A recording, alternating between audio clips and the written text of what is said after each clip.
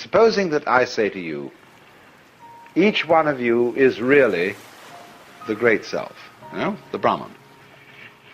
And you say, well, all you've said up till now makes me fairly sympathetic to this intellectually, but I don't really feel it. What must I do to feel it really? My answer to you is this. You ask me that question because you don't want to feel it really. You're frightened of it. And therefore what you're going to do is you're going to get a method of practice so that you can put it off. So that I can say, well, I can be a long time on the way getting this thing. And then maybe I'll be worthy of it after I have suffered enough. See, because we are brought up in a social scheme whereby we have to deserve what we get. And the price that one pays for all good things is suffering. But all of that is precisely postponement, because one is afraid here and now to see it.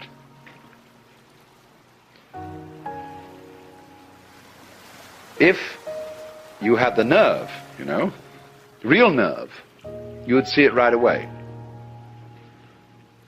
Only that would be, when one feels you shouldn't have nerve like that. Why, that would be awful. That would be, that wouldn't do at all. Because after all, I'm supposed to be poor little me. And I'm not really much of a muchness. And I'm playing the role of being poor little me. And therefore, in order to be something great, like a Buddha or a Jivan Mukta, one liberated in this life, I ought to suffer for it. So you can suffer for it. There are all kinds of ways invented for you to do this. And you can discipline yourself, and you can gain control of your mind, and you can do all sorts of extraordinary things. I mean, you can drink water in through your rectum and do the most fantastic things. But that's just like being able to run the 100 yards in 9 seconds, or push a peanut up Mount Tamalpais with your nose, or any other kind of accomplishment you want to engage in. There's absolutely nothing to do with the realization of the self. The realization of the self fundamentally depends on coming off it. The sort of, when we say to people who put on some kind of an act and say, oh, come off it. And some people can come off it. They laugh and say they suddenly realize, they were making fools of themselves, and they laugh at themselves and they come off it. So in exactly the same way, the guru, the teacher, is trying to make you come off it. Now, if he finds he can't make you come off it, he's going to put you through all these exercises, so that you, at the last time, when you've got enough discipline, and enough suffering, and enough frustration, you'll give it all up and realize you were there for the beginning and there was nothing to realize. But the guru is very clever. He says, all right, if this is the way you have to go, this is the way you have to go. You asked for it. You came to me, I didn't invite you, you see, the guru says. You came to me and said, I want to learn yoga. Well, he said, yoga is union. You're tattvamasi, you're that. Well, no, you say, I'm sorry, I don't understand that, because I only get it intellectually, I don't feel it. Oh, he says, you're one of those. So, I see, I've got to satisfy you. The customer is always right. No? I've got to give you all this work to do, because you can't see directly that this is so. But he's looking at you in a funny way, you see. The guru is always saying to you, what are you doing? What's your game? Imagine, for example, a father confessor, and you feel terribly guilty that you've committed murders and robberies and adulteries and fornications and all kinds of arson and injury to people and financial shenanigans.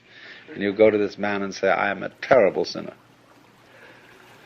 He says, really? He said, I have murdered somebody. He said, how many times? And you think, oh, good Lord, this man doesn't realize how awful I am. And you recite all these things. He's perfectly calm. And then you say to him, well, you don't seem to be very shocked. He said, you haven't confessed any serious sins. He said, what do you mean by a serious sin? Well, he said, what do you think?